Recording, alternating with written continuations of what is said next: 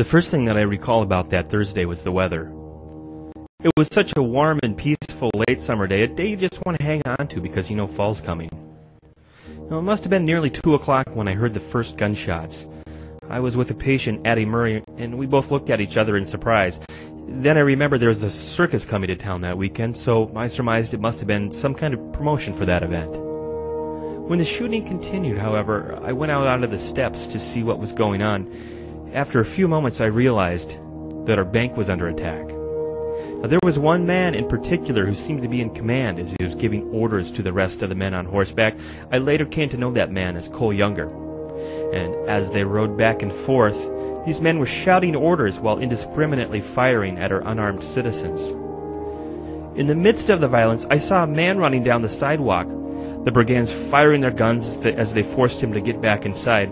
And as ordered, the bandits were shouting with intention to either kill or wound their targets. And despite the testimony of Younger, I never heard him contradict that order. From my vantage point, I would have certainly heard such orders. Shortly after this, one of the men discovered me and shouted epithets, ordering me to get inside.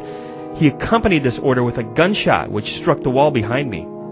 I retreated back indoors, deciding to watch the rest of the action from a nearby window. When I got to that window, I noticed Cole Younger had been joined by his brothers Bob and Jim, and were now attacking A.R. Manning, who had appeared at the corner of this building armed with a gun.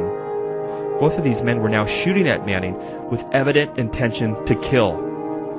While the duel was going on, I heard Cole shout to his brothers to charge up on him.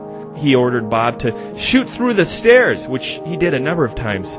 Soon after, Cole discovered me at my window again and ordered the men to shoot that man up in the window. I quickly ducked back in, and this time dared not look again until the would-be robbers beat a hasty retreat to the south with little to show but blood for their efforts.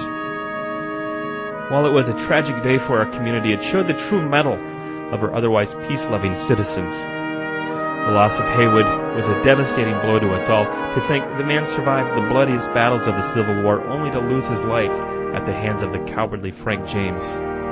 Also sad was the death of the Swede a few days later. I will carry the memory of that day all the way to my grave.